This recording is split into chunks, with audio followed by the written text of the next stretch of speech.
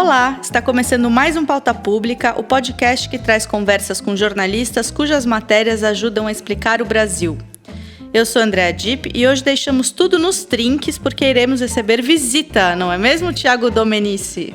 E que visita, Dipp, que visita. A gente tem a presença do Rubens Valente hoje aqui no nosso podcast. Rubens Valente, um jornalista renomado, premiadíssimo, com décadas de trabalho sobre a Amazônia, política, e que hoje veio especialmente conversar com a gente sobre uma matéria que teve uma repercussão enorme no mundo político e que merece toda a nossa atenção. A conversa está ótima, a gente está falando com ele sobre o dossiê antifascista e, entre outras coisas que ele traz de revelações, ele faz um alerta sobre o submundo da espionagem envolvendo militares e o governo Bolsonaro. E pior, que pode estar em curso neste exato momento no Brasil. Quer dizer, o próximo espionado pode ser você. Posso ser eu, pode ser você, podemos ser todos nós. Foi uma entrevista de fato bombástica. Além disso, nós teremos a coluna Personagem da Semana, da Natália Viana, o giro rápido na redação e dicas culturais no A Boa do Povo. Lembrando que você, ouvinte, pode sugerir pra gente o jornalista que você quer que a gente entreviste aqui no Pauta Pública. Você pode mandar pelas nossas redes sociais ou pelo e-mail podcasts@apublica.org. Então, sem mais demora, vamos para a entrevista de hoje.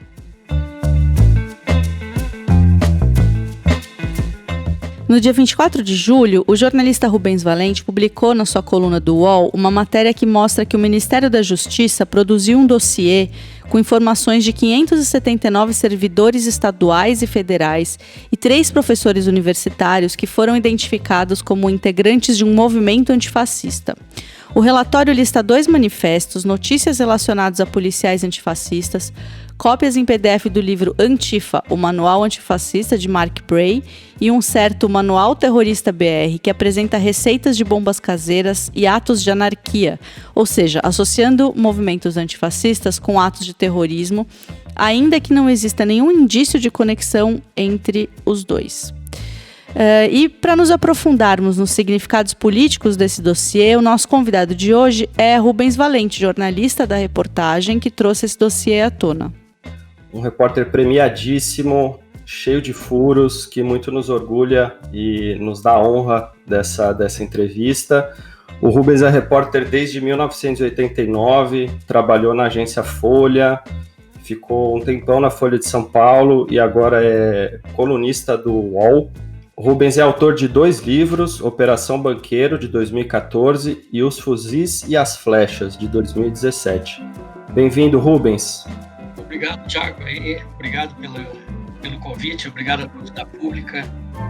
E é um prazer estar aqui à tua disposição. Vamos lá, então. Rubens, o episódio do dossiê antifascista, né? A gente quis trazer porque, apesar dele já ter sido lançado há algum tempo, né? Algum tempo pensando na velocidade dos fatos, né? No Brasil, assim, não faz tanto tempo assim, mas já faz algum tempo. Mas a gente acha que é muito importante porque a gente acha que é muito emblemático, né? Sobre esse momento que a gente está vivendo. O dossiê antifascista foi um furo de reportagem que você deu, que diz muito sobre esse Brasil, né? Governado pelo Bolsonaro com mão autoritária, né? Então, a primeira pergunta que a gente queria te fazer na verdade, pedir para você explicar do que se trata esse documento, né? Produzido pelo Ministério da Justiça. Que informações ele traz e sobre que pessoas e por que essa revelação é tão grave? Certo. Esse documento ele é produzido pela chamada Secretaria de Operações Integradas. São 5 secretarias vinculadas ao gabinete do ministro da Justiça. Então, a CEOP é uma. Então, dentro da CEOP, eles têm uma coordenação de inteligência. Esse documento foi produzido 4 dias depois que o Bolsonaro declarou em Goiânia, fez uma série de declarações atacando o movimento antifascista, chamando eles de delinquentes, etc. Já tinha também se referido a eles como terroristas e tal. Então, esse documento ele é produzido pela área de inteligência do Ministério da Justiça. Ele se compõe, então, de um texto principal, né, onde há uma apresentação desse grupo chamado Movimento Policiais Antifascismo, O relatório trata do movimento, quase todo sobre o movimento dos policiais, mas também aborda 4 ou 5 nomes que eles chamam de formadores de opinião, que seriam pessoas cuja obra é consumida, é lida, é debatida pelos policiais antifascismo. Entre esses professores estão Paulo Sérgio Pinheiro, que é relator na ONU sobre crimes de guerra na Síria e tem vasto trabalho na área de direitos humanos. Luiz Eduardo Soares, que foi secretário nacional de Segurança Pública, sociólogo, tem vasta obra publicada, né? Um aluno da Universidade Federal da Bahia, curiosamente, né, tem 20 e poucos anos, Alex Agra, e o atual secretário do Pará de Direitos Humanos, Ricardo Balestreri. Então, esses 4 nomes são citados como formadores de opinião. Então, além do relatório do corpo principal, ele tem vários anexos. Então, um dos anexos é a listagem, estado por estado, desses policiais que resultam aí em torno de 579 nomes, que são o quê? São exatamente os policiais que assinaram, agentes de segurança, que assinaram 2 manifestos ao longo de 4 anos. Um em 2016 contra o impeachment da então presidente Dilma, e agora, no final de maio, denunciando o fascismo no Brasil e associando o governo Bolsonaro à escalada do fascismo no Brasil. Então, o que eles fizeram? Pegaram esses nomes, fizeram um relatório, uma listagem, né, que o ministro Alexandre de Moraes narrou muito bem como um fichamento, né, o termo que ele usou. Então, foi feito um fichamento dessas pessoas e, além disso, eles anexaram um livro que você pode baixar na internet, uma publicação que está livre na internet, que se chama Manual Terrorismo BR, que ensina a produzir bombas, a roubar carros, a queimar veículos, de forma esdrúxula, né? Esse documento é juntado, porque não há nenhum registro de ato terrorista sequer atribuído aos policiais antifascistas e muito menos aos 5 professores. Importante também destacar que eles juntaram uma denúncia, entre aspas, porque essa denúncia é uma farsa, né? É baseado numa teoria conspiratória que você encontra na internet. Essa denúncia foi feita por um deputado do PSL, do Partido Bolsonaro, no Rio Grande do Sul, e encaminhou essa denúncia ao Ministério Público, que não se sabe como aparece nesse dossiê. Então, você veja que há um relatório e há os anexos. Ora, isso dá-se o nome de dossiê, né? Durante muito tempo, o ministro da Segurança Pública começou a negar essa existência. Ele começou a dizer que não era dossiê, que não era persecução, que não era investigação. E aí você vai nos dicionários, e o que significa dossiê? É o ajuntamento de informações sobre as pessoas ou sobre um assunto. Então, eu posso fazer um dossiê na minha casa, vocês podem fazer aí na agência, qualquer um pode fazer um dossiê. Agora, você pode dizer se o dossiê é ruim ou bom, etc., você pode discutir. Mas a criação do dossiê está bastante documentada, o Supremo Tribunal Federal já decidiu a respeito, né? Concluiu que houve esse trabalho, nessa reunião de informações, e decidiu dizer que isso é ilegal e mandou o Ministério parar de fazer isso. Para suspender todo e qualquer ato do Ministério da Justiça e Segurança Pública de produção ou compartilhamento de informações sobre a vida pessoal, escolhas pessoais e políticas, práticas cívicas dos cidadãos, servidores públicos, federais, estaduais e municipais, identificados como integrantes do movimento político antifascista, professores universitários e quaisquer outros que, atuando nos limites da legalidade, exerçam seus direitos de livremente expressar-se, reunir-se e associar-se. É como voto, senhor presidente. O documento é feito por esse grupo, que é a CEOP, né, e que integra o SISBIN, Sistema Brasileiro de Inteligência. Esse SISBIN, o último número que eu encontrei, indica 42 órgãos participantes. Vejam o polvo, né? Um monstro, né? Que se assemelha cada vez mais ao finado SNI, que quando foi extinto, né, o general Golbery do Couto e Silva, que havia criado o SNI, em 64, quando ele é extinto, quando está acabando a ditadura, o Golbery fala, criei um monstro, né? Ele fala. Então, na verdade, esse povo parece que ressuscitou, né? Esse povo ressuscitou, então esse documento que o Augusto Aras, Procurador-Geral da República, disse que é uma coisa de menor importância, que isso aí é a rotina, só que esse documento circulou por todo o Brasil, porque a CEOP ela tem braços dos estados, na forma de policiais das áreas de inteligência, cujos nomes a gente nem sabe quais são, os nomes a gente nem sabe quais são, mas que integram a CEOP também na forma de uma Força Nacional de Inteligência. É isso que está acontecendo hoje. Então, o que acontece? Essas pessoas que estão lá, né, no dossiê, passam a ser marcadas, estão marcadas, porque o documento circulou nas secretarias estaduais de segurança pública, né? Então, o dano que é causado por esse trabalho, muitas vezes ele é intangível. Rubens, eu queria voltar num ponto que você falou dos citados no dossiê, né? E tem o antropólogo Luiz Eduardo Soares, né? E eu li um artigo do Soares agora na edição de setembro da revista Piauí, que chama Democracia Despedaçada, que ele fala justamente sobre esse episódio, né? E a certa altura do texto, ele diz o seguinte, ele pergunta, né, por que o governo se preocupava especificamente conosco? E ele faz um apanhado ali, e ele cita essa questão de que o governo está preocupado com a questão das polícias, né, de fazer esse monitoramento das polícias, para ter esse controle das polícias. Mas eu gostaria de perguntar para você, a pergunta que o Eduardo faz ali, eu queria perguntar para você, por que o governo se preocupava especificamente com essas pessoas? Dá para dizer algo a mais do que já sabemos em relação a isso? O que parece para mim que fica claro é que o governo começou a está rodando o mesmo HD da época da ditadura militar. E esse HD ele era muito fundado na tese do inimigo interno, né? Naquele cenário de Guerra Fria, então o governo ele elegia pessoas, grupos, né, cidadãos, que em tese estavam conspirando dentro do território nacional para desestruturar o regime militar. Essa era a tese, né? E que tudo estava ligado ao MCI. Se você pesquisa os arquivos do SNI da época, que eu li muitos, né? Essa sigla MCI está presente em quase tudo. O MCI é o Movimento Comunista Internacional.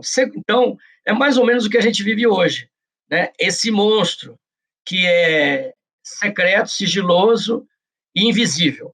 A ditadura criou essa tese de que havia um MCI operando dentro do Brasil, e tudo entrava ali, o jornalismo entrava no MCI, as artes plásticas, as artes visuais, tudo que incomodava o regime era MCI. E esse MCI, o que ele era? Impatriótico. Ele era contra o Brasil, ele não era contra a ditadura, ele era contra o Brasil. E que você vê na fala do general Heleno, que trabalhou com o Silvio Frota, né? Silvio Frota era considerado um radical de extrema direita. Para a gente ter ideia, ele brigou com Ernesto Geisel, que era um ditador, né? Então, o Augusto Heleno agora, por exemplo, ele ataca a APIB, Articulação dos Povos Indígenas do Brasil. Ele ataca as ONGs internacionais. Ele ataca dizendo o seguinte: são contra o Brasil, estão contra nós, não querem que nos desenvolvamos como nação. É o mesmo discurso. Ora, então, se existe um movimento secreto sigiloso comunista, quem são os ideólogos, né? Quem são essas pessoas que estão desenvolvendo essas ideias perigosas? São os acadêmicos. São os acadêmicos. Então, é a mesma história, é a reconstrução dessa farsa, né? Porque, como ficou provado depois, né? Quando vem a abertura em 79 e o Brasil retoma a normalidade democrática, vários desses comunistas, entre aspas, que tinham sido perseguidos, etc., eles voltam ao Brasil e não instituem um golpe de Estado. Eles entram na vida democrática normal, se elegem, se candidatam, não é isso? Brizola se candidatou, o PT formou como partido em 1980. Então, os partidos de esquerda se organizaram dentro do jogo democrático, desmentindo a tese do MCI. A tese dos militares durante a ditadura é que tinha um grupo que iria derrubar o governo e instaurar uma ditadura comunista, né? Quando vem a abertura política, não acontece nada disso. O que nós estamos vivendo? A mesma farsa sendo criada, de que Luiz Eduardo Soares, de que Paulo Sérgio Pinheiro, ou de que o professor lá do Pará, esse aluno, todas são pessoas públicas que têm trabalhos publicados, não estão trabalhando nas sombras, né? Trabalham em público, e você concorda ou discorda do que ela está dizendo. Então, essa marginalização, essa demonização dos acadêmicos é muito grave, porque é um crescendo, começa devagar. Nós sabemos hoje, né, graças às pesquisas aí do período militar, eu cito a professora Vivian Ichak, ela constatou, né, que 300 mil brasileiros foram pesquisados. Então, ele não sabia por que ele não ganhava férias ou não ganhava diárias mais do que os outros, ele não era designado para um trabalho assim, ele nunca evoluiu na carreira, né, ele era um policial, ou sei lá, um próprio militar, né. Aí ele descobriu, 40 anos depois, ele descobriu que ele era alvo da CNI, por isso que ele não ascendia na carreira. Eu vou pular minha colega Andréa Dipp aqui, se ela me permitir, porque você me deu um gancho importante de uma questão que a gente quer te fazer que tem a ver com a questão da SNI, né? E também a ver com o dossiê, obviamente. É que depois que você publicou a história, né, e ela ganhou opinião pública, o ministro da Justiça, o André Mendonça, ele demitiu o coronel, o Gilson Libório, que era o então diretor lá da Secretaria de Operações Integradas, o tal do CIOP. E esse ele foi inclusive indicado pelo próprio André Mendonça, né? A pergunta que eu quero te fazer é sobre a figura do Libório especificamente, né? Que, se não me engano, é justamente um militar que vem do período da ditadura, se não me engano também foi ligado ao Serviço Nacional de Informações, SNI. E aí, o que dá para dizer sobre ele e sobre essas espionagens, esses relatórios, dossiês, enfim, que são produzidos pelos militares dentro de outros governos anteriores ao do Bolsonaro? É importante a gente lembrar, né, que o Libório, ele ganha projeção recentemente na gestão do Torquato Jardim. Ele foi secretário do Torquato Jardim, que foi o ministro do Michel Temer. Então, o Libório aparece como um personagem importante no Ministério da Justiça ainda naquela transição, porque esse processo de militarização do governo começa com o Michel Temer, né? É importante lembrar, pela primeira vez foi no governo Temer que um ministro da Defesa era um militar. Em 1999 foi criado o Ministério da Defesa. Desde então, foram quase 20 anos, né? Quase 20 anos, sempre um civil. Qual era a ideia, né? A ideia é que um civil poderia servir como uma espécie de juiz, de fiscal do que está acontecendo. A ideia, me parece que era essa. E, ao mesmo tempo, garantir um equilíbrio entre as forças. E é importante dizer que os militares nunca engoliram isso. Mas acho que o Libório, ele é só uma peça dentro desse cenário maior de militarização, né? A informação que nós temos, assim, é que esse sistema está se espraiando por toda a rede federal. Esse sistema de quê? De criar o inimigo interno, de elaborar essa tese do inimigo interno, de perseguir pessoas que pensam diferente. Eu sei de casos, infelizmente eu não posso revelar, né, porque poderia prejudicar essas pessoas, mas já sabemos de casos de pessoas que estão perdendo o emprego dentro da máquina porque supostamente trabalharam com um governo de esquerda, ou porque curtiram um post não sei aonde, ou porque alguém falou que eles eram de esquerda. São punidos, perdem o emprego, muitos são contratados de fora, né, do serviço público, ocupam cargos em comissão, ocupam cargos... Ou seja, a perseguição está se espraiando por toda a máquina. Uma espécie assim, de depuração ideológica, né? Está acontecendo agora. Está acontecendo e, infelizmente, eu não sei o resultado disso, o que pode piorar, pode haver uma radicalização mesmo disso, né? Então, a gente está vendo que áreas científicas e áreas técnicas, né, as pessoas são realmente derrubadas em público, como o diretor do INPE foi. A verdadeira inteligência do Brasil não é a que nós vemos. Essa sim é a subterrânea, que é o Centro de Informações, de Inteligência, desculpa, do Exército, o Centro de Inteligência da Marinha e o Centro de Inteligência da Aeronáutica. Esses três centros, hoje, nós simplesmente não sabemos o número de pessoas que trabalham nesse. Nós não sabemos onde se reúnem, nós não sabemos o que eles produzem, nós não temos acesso aos relatórios, e, ao mesmo tempo, nós temos esses grupos militares, secretos, sigilosos, operando dia e noite. eu vou dar um dado que eu ouvi, né, de uma fonte militar, né? Somente na área militar seriam mais de 2.000 pessoas trabalhando com o Exército, na inteligência. 2.000. Então, olha, olha o tamanho, é a ponta do iceberg isso daí. E a BIM entra onde nisso, Rubens? A BIM, ela tem uma ação limitada, né? Então, eu falei que tem 2.000 no Exército, seriam em torno de 2.000. A BIM toda teria em torno de 600, né, para todo o Brasil. A BIM, por incrível que pareça, né, ela vinha num processo de modernização dos seus quadros, né? Os concursos públicos. Então, havia muitos jovens com outra visão, achando, por exemplo, que a inteligência tem um papel de melhoria, por exemplo, de políticas públicas. A BIM tem um trabalho grande nisso, né? Por exemplo, o programa está dando errado de vacinação, está dando errado, ou a dengue está vindo aí, a dengue, ou, sei lá, tudo que se possa imaginar, a BIM está fazendo algum relatório, analisando, antecipando problemas, né? A greve dos caminhoneiros, outros setores. Então, a BIM tem esse lado, digamos, entre aspas, né, institucional. E que ela vem resistindo aos avanços no sentido da extrema-direita. Vem resistindo. Não sabemos até quando ela vai resistir. Mesmo na gestão do delegado Ramagem, que é o atual diretor da ABIN, as informações que nós temos é que, por incrível que pareça, né, ele conseguiu manter os standards, esse tipo de... evitando confusões do ponto de vista ideológicas, ou evitando ações ilegais, por exemplo, grampos telefônicos. A informação que nós temos é que isso não estaria acontecendo. Esse é o cenário da BIM. A minha preocupação real, realmente, de verdade, é com essa massa sigilosa que está aí, que está solta aí. Durante anos, né, eles operam nas sombras, né? Eu conheci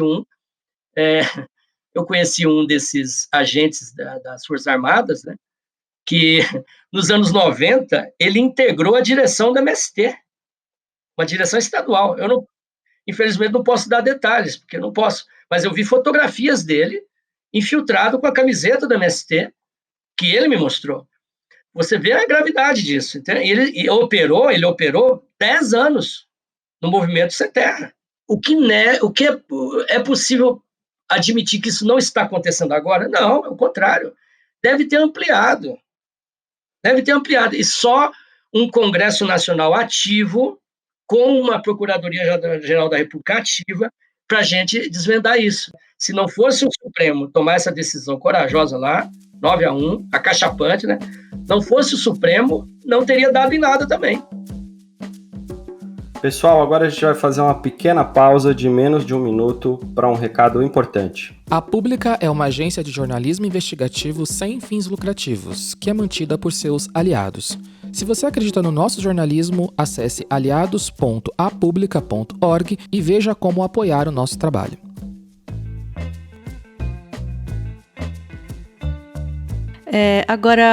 Rubens, dos pontos, né, desse nosso podcast é discutir jornalismo, né? E existe sempre uma curiosidade de como o repórter consegue um furo e como trabalha a apuração de uma história quente como essa. Você falou coisas muito interessantes agora, que você conseguiu de fontes quentíssimas. A gente fica na maior curiosidade para saber de onde essas informações saíram e quem te revelou e quem são essas pessoas, né?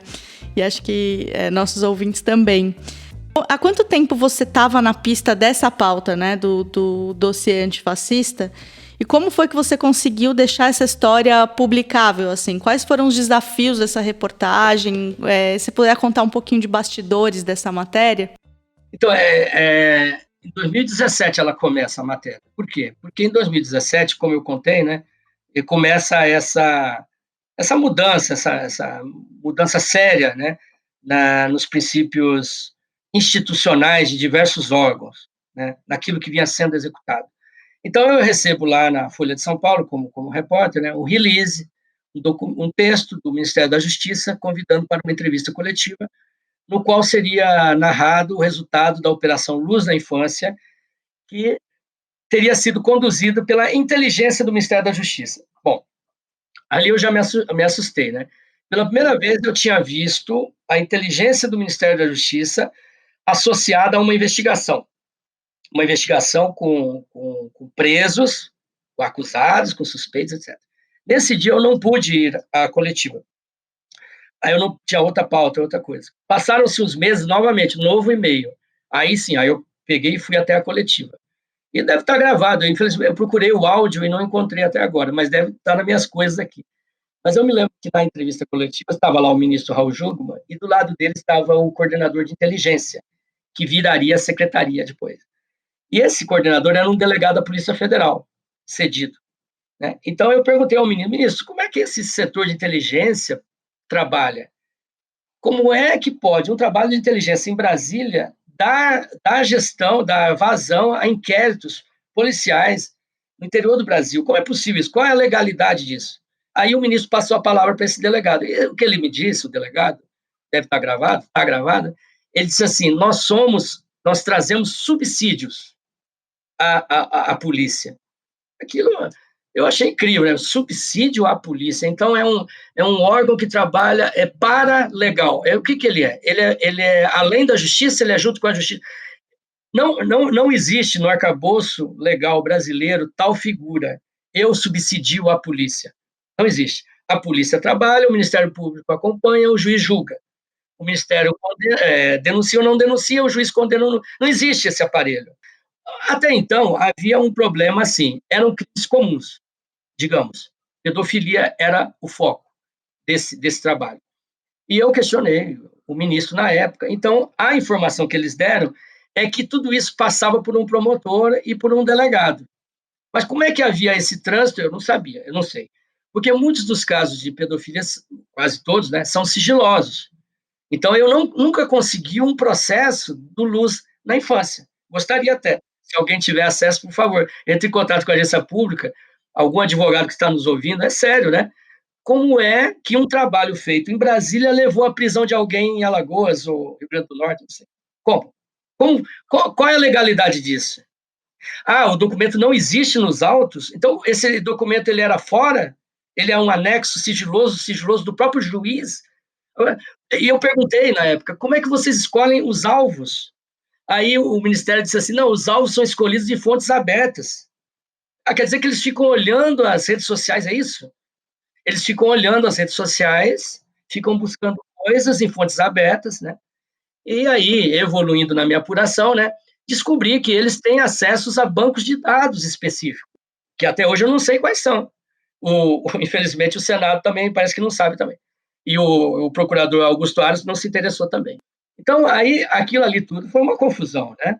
Eu percebi. Aí eu comecei a me interessar por isso, mas eu tinha esses limites do sigilo, entende? Como eu não conseguia ter acesso aos processos, eu não conseguia escrever. Então, na época, eu procurei minhas fontes dentro da Polícia Federal. E aí eu me assustei mais ainda, porque essas fontes dentro da polícia falaram várias vezes para mim, problema à vista, Rubens, problema à vista. Nós, Polícia Federal, não queremos participar disso.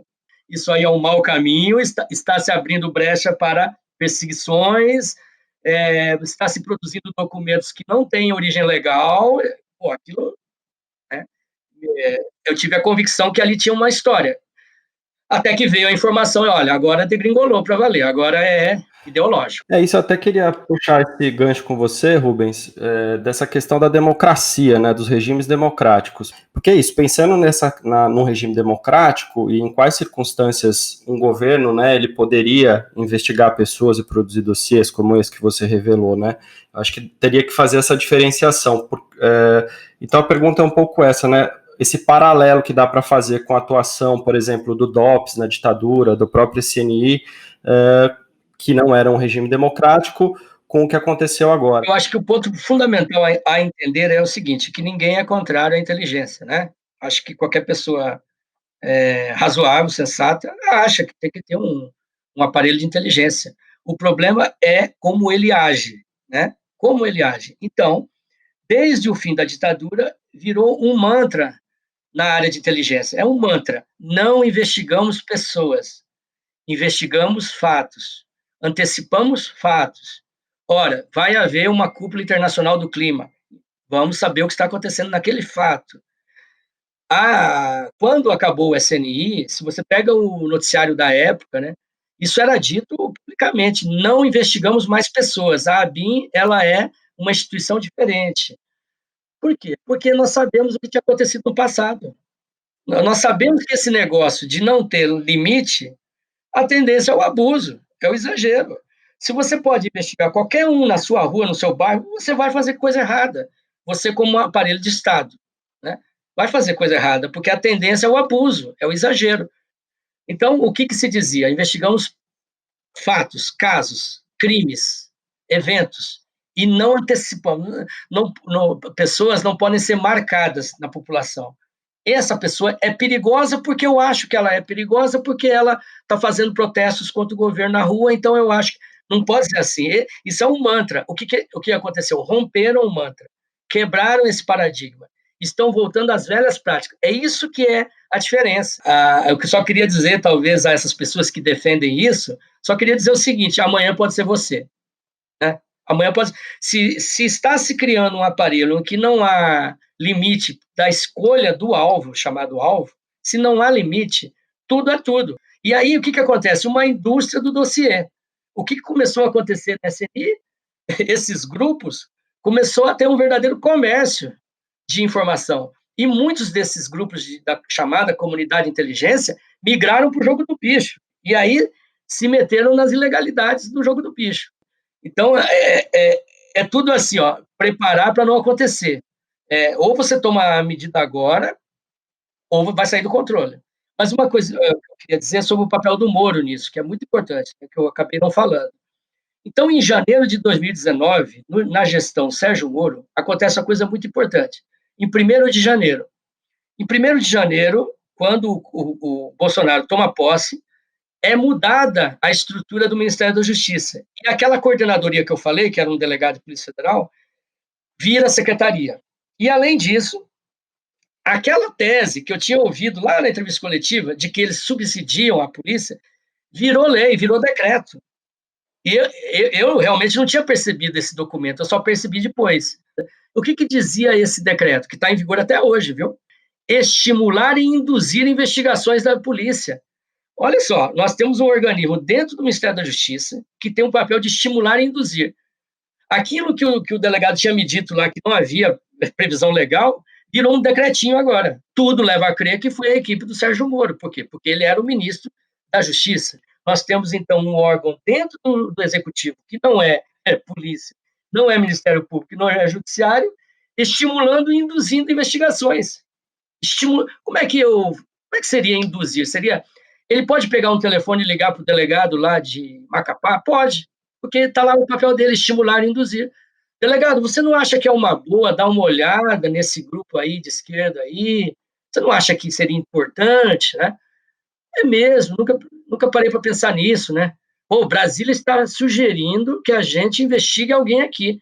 Olha a gravidade disso. É um organismo absolutamente sem controle.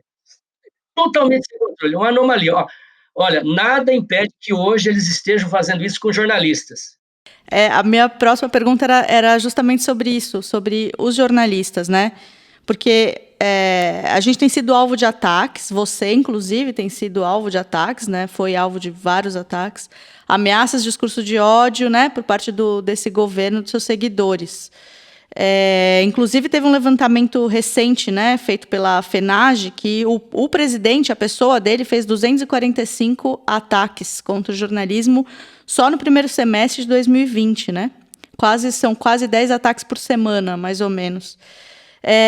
Enfim, então, queria que você falasse mesmo sobre isso, e não só sobre esses ataques que acontecem nas redes, mas trazendo um pouco de tudo isso que você está falando, uma preocupação maior, né, de que esses ataques aconteçam não só nas redes sociais, mas por todo esse organismo, esse aparelho, enfim, tudo isso que você está trazendo aqui na nossa conversa. É importante, eu acho que a gente pontuar a intenção de tudo isso. Longe, né, para mim, longe de ser uma coisa impensada, né? Realmente fica claro que o Bolsonaro ele quer destruir a imprensa, o jornalismo, seja o que for, blogs, etc., como intermediários entre ele e a base dele, e o eleitor. Ele foi eleito assim, né? Ele teve sucesso nessa estratégia de falar diretamente ao seu eleitor. Então, a tendência dele é destruir esse intermediário, porque esse intermediário, ele critica, ele questiona, ele aponta, ele checa os dados, ele aponta as mentiras, incomoda pra caramba, né? Quando ele fala assim, acabou a Folha de São Paulo, ou acabou os jornalistas, uma banana para vocês, a intenção dele é anular isso, porque é importante a gente ver que durante muitos anos ele não tinha esse intermediário, porque ele falava as besteiras que ele falava, as loucuras, e não havia contraponto. Aí quando ele vê alguém dizendo o contrário, ele entra em crise. Por que você está dizendo isso? Não, é uma criação comunista que quer derrubar o nosso governo. Eu acho que muito da reação dele é devido realmente à ignorância abissal dele sobre qualquer tema, né? Olá, ouvintes do Pauta Pública. Logo depois que gravamos este episódio, foi noticiado algo que dialoga com nossa entrevista com o Rubens Valente. O ministro-chefe do Gabinete de Segurança Institucional, GSI, o general Augusto Heleno, ele admitiu que a Agência Brasileira de Inteligência, a ABIN, monitorou participantes da Cúpula do Clima das Nações Unidas, a COP25, que foi realizada em Madrid, em dezembro de 2019. Em sua conta no Twitter, Heleno escreveu que o órgão deve acompanhar campanhas internacionais apoiadas por, abre aspas, maus brasileiros, fecha aspas, e que o governo Jair Bolsonaro entende essas campanhas como prejudiciais ao Brasil. Rubens, a gente vai ter mesmo que ir se encaminhando para o fim da nossa entrevista. Foi ótima essa conversa e a gente quer que você fique com a gente ainda, porque a gente vai ter nosso último bloco em que a gente dá algumas dicas culturais e a gente também quer muito ouvir as suas dicas. Eu que agradeço, Andréia, Thiago, aí, muito obrigado pelo convite. Vamos agora para a coluna Personagem da Semana, com nossa editora Natália Viana. Quem será o destaque dessa vez? Se fosse eu a fazer a coluna, já teria um personagem. Seria As Nádegas do senador Chico Rodrigues. Mas vamos ver o que a Natália escolheu. Você não viu na manchete de nenhum jornal, nem na abertura dos noticiários da TV. Mas o economista boliviano Luiz Arce foi sem dúvida o personagem da semana, ao ter vencido em primeiro turno a conturbada eleição boliviana pelo Partido Mais, do ex-presidente Evo Morales. Arce vai ser uma peça importante para o futuro político da América Latina e eu vou explicar o porquê. Apesar de já ter governado por 14 anos e ter tentado um quarto mandato ilegítimo, a verdade é que Evo Morales ainda é muito popular na Bolívia e tem apoio dos movimentos populares e indígenas, que foram às urnas em peso para votar contra a agenda de ultradireita da atual presidente Jeanine Áñez e do seu candidato Luiz Camacho. E Luiz Arce é ex-ministro da Economia de Evo Morales, responsável pelo crescimento econômico da Bolívia de cerca de 5% ao ano. E ele é mais que um aliado de Evo Morales. Da Argentina, onde o Evo está em exílio e passa as tardes num apartamento jogando xadrez, na rígida quarentena do país, foi o Evo quem o escolheu e quem articulou a sua campanha, justamente porque Arce tem um temperamento mais afável e mais conciliador. Arce já deixou claro que tem diferenças com Evo. Por exemplo, ele defende uma justiça mais independente e a liberdade de imprensa total. Mas erra quem acha que ele é uma voz moderada. Arce representa uma renovação na antiga aliança bolivariana, que na década passada era capitaneada por Hugo Chávez e que parece dar mostras de encontrar novos arranjos depois de encarar, por um lado, impeachments, perseguição judicial e, por outro, a tentação do autoritarismo. Basta dar uma olhada em quais foram, dentre as dezenas de parabéns que Arce recebeu pela eleição, quais que foram aquelas que ele resolveu retuitar. Número 1, Fernando Lugo, o único presidente progressista da história do Paraguai, derrubado do poder em 2012 por um processo de impeachment que durou apenas 24 horas. Número 2, Rafael Correia, ex-presidente do Equador, que tem um mandato de prisão contra si alavancado pelo atual governo por corrupção. Número 3, Dilma Rousseff e 4, Lula. Número 5, Nicolás Maduro, que concentrou cada vez mais o poder autoritário na Venezuela, cometendo uma infinidade de violações de direitos humanos no caminho. Depois vem Cristina Kirchner, hoje vice-presidente da Argentina, também investigada pela Justiça por corrupção e suspeitas relacionadas à morte de um procurador federal. López Obrador, presidente do México, e o presidente de Cuba, Miguel Bermúdez, que tuitou: "Renace el ideal bolivariano", Finalmente, o candidato democrata derrotado nas primárias, Bernie Sanders. Arce preferiu retweetar o seu parabéns em vez da congratulação oficial do secretário do Departamento de Estado americano, Mike Pompeo. Estamos de fato assistindo ao nascimento do bolivarianismo 2.0? E como vai funcionar essa nova aliança entre ex-presidentes e atuais mandatários? Evo Morales vai se satisfazer em ser apenas um coadjuvante na política do país em que governou por 14 anos? E como esses governos progressistas vão se relacionar com o democrata Joe Biden, que cada vez mais aparece como o provável vencedor das eleições americanas? Todas essas perguntas estão sobre os ombros de Luiz Arce, que por isso mesmo merece ser o personagem da semana aqui no Pauta Pública. Quer saber o que mais anda rolando por aí? Vamos dar um giro rápido na redação da Pública. Olá, eu sou a Marina Dias, coordenadora de comunicação da Pública. Eu estou muito feliz de vir aqui no Pauta Pública contar para vocês que na última semana a gente ganhou 2 prêmios. Um deles é o prêmio Vladimir Herzog, que é super importante para o jornalismo brasileiro. A nossa série de reportagens sobre o FBI e a Lava Jato foi a vencedora da categoria texto. Inclusive, na primeira edição do Pauta Pública, a Natália Viana veio aqui falar sobre os bastidores dessas reportagens, que foram feitas em parceria com o The Intercept Brasil. Além disso, a nossa cobertura sobre o coronavírus ganhou um reconhecimento internacional no Prêmio Roche de Jornalismo em Saúde. Nós ganhamos a menção honrosa especial que o prêmio deu esse ano para trabalho sobre Covid-19. E eu vou aproveitar e convidar vocês para conferir nosso especial Era Uma Vez no País da Cloroquina, que mostra como as prefeituras de 10 cidades do Brasil adotaram remédios sem eficácia comprovada contra a Covid-19. Até mais! Oi, gente, aqui é a Ruth Pina, eu sou repórter. Essa semana saiu uma reportagem na Pública assinada pelo Igor Carvalho, em que eu colaborei na apuração, que traz os bastidores da discussão sobre um projeto de lei na Câmara dos Deputados que pretende legalizar o cultivo da maconha para fins medicinais, industriais e científicos no Brasil. O mais surpreendente dessa apuração é que existe um consenso raro entre os parlamentares da direita à esquerda, mesmo em um cenário de aumento do conservadorismo no país.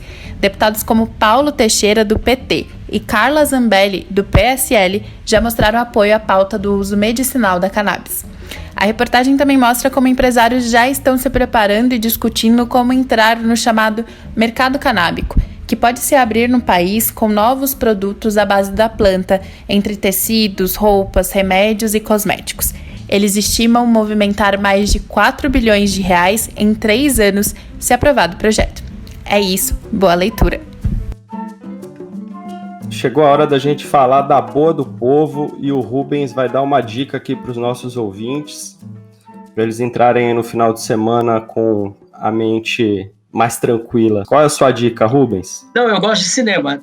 Então, nessa linha, o que eu recomendo é uma plataforma que está pouco falada, mas para mim é uma das melhores plataformas hoje. É a Look, L-O-O-K-E. Então, o que vai acontecer agora é que a Mostra de Cinema de São Paulo, a partir do creio que dia 22, ela vai se tornar, vai ter um acesso online, creio que R$6 cada filme, e essa plataforma Look é que vai passar. Essa plataforma, ela tem feito mostras gratuitas, uma vez por mês, 2 por mês, filmes fantásticos, cinema italiano, cinema francês, cinema brasileiro, e é aberto, gratuito. Só tem que entrar lá e olhar. Eu recomendo muito, vi coisas excelentes. Né? Inclusive tem filmes da mostra que vão ser gratuitos também. Exatamente, por essa plataforma, né? E já que você pegou aí, puxou para você, André, qual que é a sua boa do povo? Bom, eu vou indicar, já que a gente está falando desse momento tão sombrio, né, e é cada vez mais difícil da gente desatar esses nós todos, da nossa conjuntura, eu vou então sugerir o livro novo da Sabrina Fernandes, Se Quiser Mudar o Mundo, um guia político para quem se importa. Ele é um livro com uma linguagem super acessível, assim, e que eu acho que vale a pena para tentar desatar os nós aí do nosso momento político. Maravilha, a minha vai ser uma dica musical dessa vez. Eu tô adaptando aquela frase do Drauzio Varela, saudade de um samba, né, minha filha? É o meu caso. Eu vou indicar aqui o grupo Moacir Luz e o Samba do Trabalhador, que para quem não conhece, desde 2005 Esses músicos sambistas, eles se reúnem aqui no Rio, na Zona Norte, no coração do Andaraí, para fazer samba de altíssima qualidade. E é um patrimônio aqui do Rio de Janeiro, né, um patrimônio do Brasil. Eu sou muito fã de samba, e então a minha dica é eles, para saudar esse povo batuqueiro. Rubens, querido, brigadíssimo, viu, pela tua participação aqui no podcast da Pública. Não, eu que agradeço aí, parabéns de novo pelo trabalho de vocês, aí continuem em frente e parabéns, obrigado de novo.